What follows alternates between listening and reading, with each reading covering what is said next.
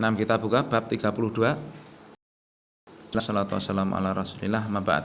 Qala al-muallifu rahimahullahu taala babu qaulillahi taala, bab firman Allah taala wa 'alallahi fatawakkalu in kuntum mu'minin. Dan hanya kepada Allah lah, ai la ala ghairihi, bukan kepada selain Allah. Fatawakkalu ai i'tamidu alaihi wa fawwidu umurakum ilaihi. Kalian bersandar padanya dan memasrahkan urusan kalian kepadanya. Ya, hanya kepada Allah sematalah kalian boleh menyandarkan urusan dan memasrahkan urusan kalian, tidak kepada selain Allah. Jika in kuntum mukminin, jika kalian benar-benar beriman. Keterkaitan bab ini dengan kitab tauhid kita bahas. Kenapa kok diangkat dalam kitab? Aradal musannifu bihadzal bab, penulis dengan bab ini menginginkan bayana anna tawakkula faridatun yajibu ikhlasuhu lillah, kasih garis bawah. Beliau ingin menjelaskan bahwa tawakal itu adalah kewajiban yang wajib diikhlaskan hanya kepada Allah semata. Li'annahu min afdhalil ibadati. Karena tawakal ini termasuk ibadah yang paling afdhal. Wa a'la maqamati tauhid. Dan berada pada puncak ketinggian tauhid. Ya, kita ingat pelajaran salah satu usul dulu, ya, kelas 10, bahwa tawakal ini termasuk dari jenis ibadah yang harus diberikan kepada Allah semata. Ya. Nah, kita baca makna global dari ayat ini. Yadhkuru ta'ala anna Musa alaihissalam. Allah menyebutkan bahwa Nabi Musa alaihissalam amara qaumahu an yadkhulul ardal muqaddasah allati katabahallahu lahum. Bahwa Nabi Musa memerintah orang Yahudi, orang Bani Israel saat itu, bukan Yahudi, orang Bani Israel saat itu untuk masuk ke tanah suci yang telah Allah tetapkan bagi mereka.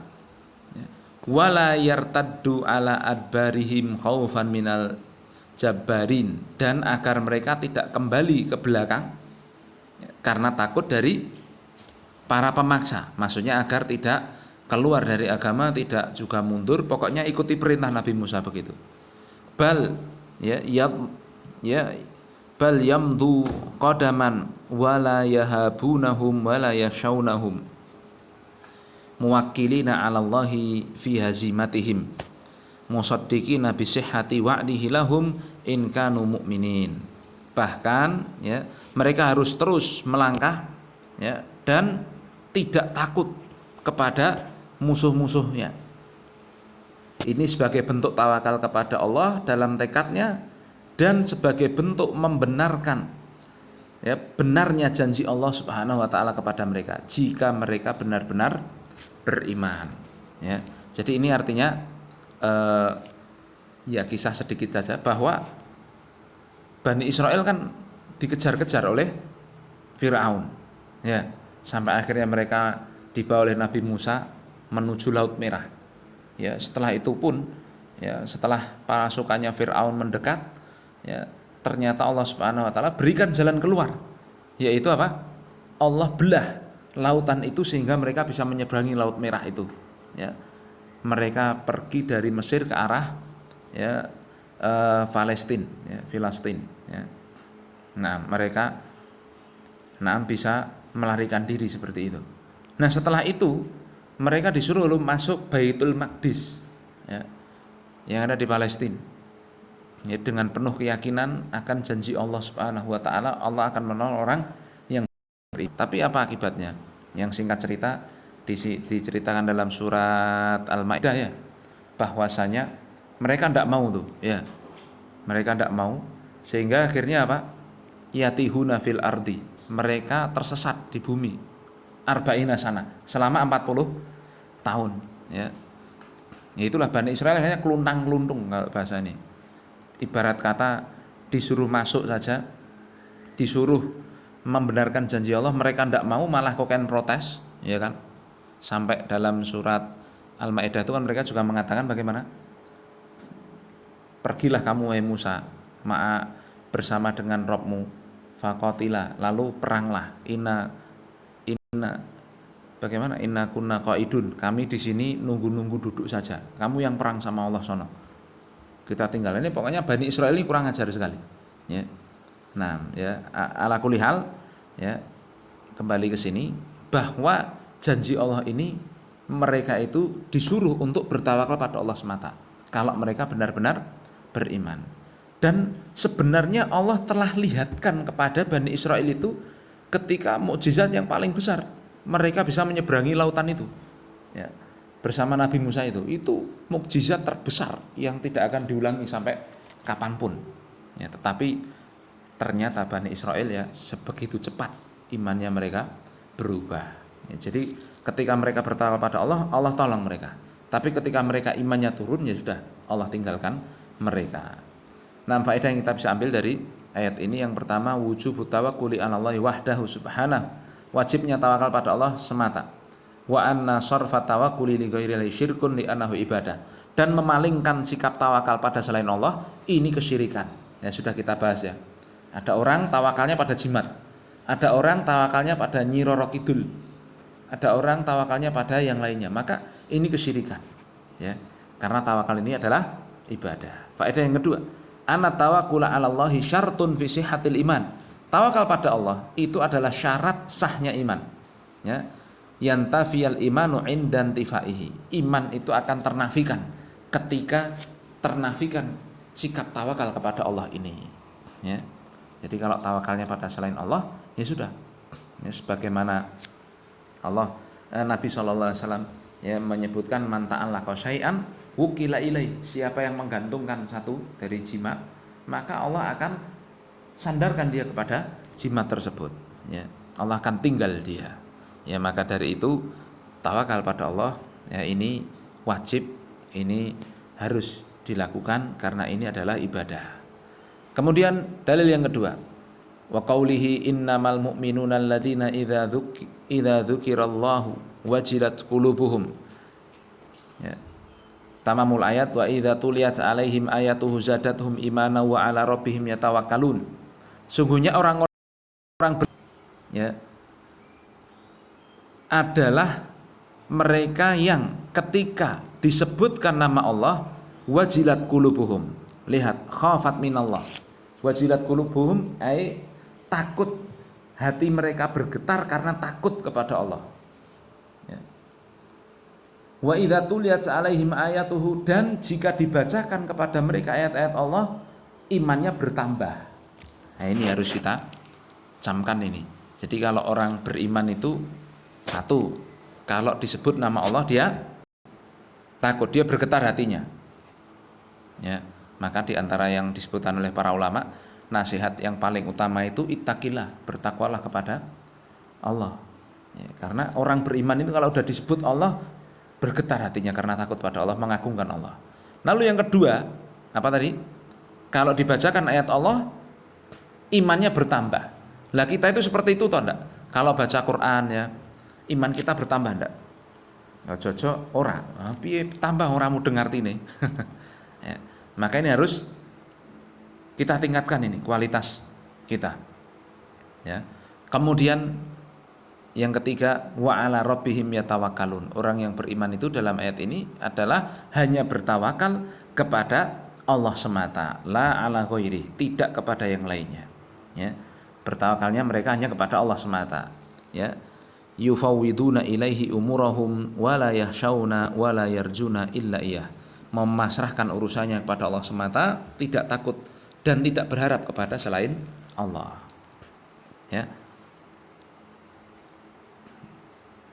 Nah, makna global dari ayat ini, yasifullahu jalla wa alal mu'minina haqqal imani bi thalathati sifatin azimah, Allah mensifatkan orang yang benar imannya dengan 3 sifat yang agung di sini. Yang pertama, al khaufu minhu inda dzikrih, takut ketika disebut nama Allah ya. Fayaf'aluna awamirahu wa yatrukuna ya zawajirahu, sehingga dia melaksanakan apa yang Allah perintah dan meninggalkan apa yang Allah larang ya. Yang nyuruh kita sholat siapa? Allah. Ya udah, kita takut, kita langsung laksanakan, kita perintah Allah kita jalani. Yang nyuruh kita menghindari maksiat siapa? Allah. Sudah, kita hindari semua maksiat langsung tanpa kompromi. Begitu orang yang beriman ya. 2, ciri orang beriman itu ziyadatu imanihim inda sima'i tilawati kalamih, tambahnya iman ketika mendengar dibacakannya ayat Allah. Nah, ini yang sekaligus menjadi dalil iman itu bisa bertambah dengan ketaatan, bisa berkurang dengan maksiat. Ya, jadi ini bukti iman itu bisa naik, bisa turun. Kita bisa rasakan kan? Kadang sholat semangat, kadang wah malas sih pilih turu dan yang semisal. Ya, maka ketika turun coba ya dinaikkan semangatnya itu untuk agar imannya terpompa. Baik, kemudian yang ketiga, wa tafwidul umuri ilaihi wal i'timadu alaihi wahdah. Ciri orang yang beriman itu adalah memasrahkan perkaranya pada Allah dan bersada padanya semata. Ingat, ini perlu saya tanbih bahwa sikap tawakal ini tidak menghilangkan sebab, tidak menghilangkan ikhtiar yang maknanya mengerjakan sebab. Seperti contoh tadi malam yang saya sampaikan, ada orang jualan bakso, ya dia tawakal rezeki itu yang memberi Allah, ya hatinya meyakini aku dapat rezeki, dapat uang hari ini, dapat lakunya ini yang mengatur Allah Ta'ala. Tapi hal itu tidak boleh menghilangkan ikhtiar dia, tidak boleh menghilangkan dia itu melakukan sebab. Ya, dia harus bikin baksonya itu menarik, ya kan, warungnya dibersihin, ya, disiapin, ya. Terus baksonya hangat terus, bahkan panas, ya kan, bakso kan biasanya panas. Kangen bakso ini. Ya, jadi apa namanya? Dia ketika jualan itu benar-benar siap. Nah, ini yang dikatakan tawakal yang sempurna. Ya, karena Nabi Shallallahu Alaihi Wasallam dalam masalah tawakal pernah ditanya oleh sahabat, bagaimana kalau apa namanya ada kuda itu, ya, apa ditali dulu atau langsung ditokne wae? Ya, Nabi Shallallahu Alaihi Wasallam mengatakan talin kudane sik, habis itu tawakal pada Allah. Jadi kerjakan sebabnya dulu, habis itu hasilnya sandarkan kepada Allah. Dia baksonya diperbaiki dulu, ya, warungnya dibaguskan dulu, disiapkan dulu semuanya. Nah, setelah itu dia doa pada Allah, dia pasrahkan pada Allah, ya Allah, semoga ini dapat rezeki banyak ya Allah. Ya Allah, berikan padaku rezeki yang banyak ya Allah. Ya, itu namanya tawakal yang benar, ya. Dan salah sekali ya tawakal ala sufi. Sufi itu katanya melakukan sebab aja itu tidak boleh, kata orang-orang sufi. Nah, dia wes pokoke enak, Allah pengen baksone laris lah, piye ora enak glindingane. Ya, makanya orang-orang sufi itu kan sukanya khurafat. Ya, bahkan waliyatubillah ngeri-ngeri sekali khurafatnya. Saya beberapa hari ini karena ada apa namanya? Tahu-tahu muncul di beranda YouTube dulu. Ada kisah-kisah sufi yang wah serem sekali pokoknya. Sampai ada yang mengatakan Rasul itu datang pada gurunya, mencium lutut gurunya. Waliyatubillah. Ini kafir ini seperti ini. Ya, ngeri sekali. Kekufuran yang nyata. Nah, maksud saya sampaikan di sini, tawakalnya kita, tawakal yang benar itu diiringi dengan mengerjakan tidur. Diiringi dengan mengerjakan pada tidur semua ini. Oh, enggak. Tawakal yang benar itu diiringi dengan mengerjakan sebab. Dan tidak benar tawakal seorang ketika dia hanya pasrah, tidak mau mengerjakan sebab. Ya. Mafhum ya?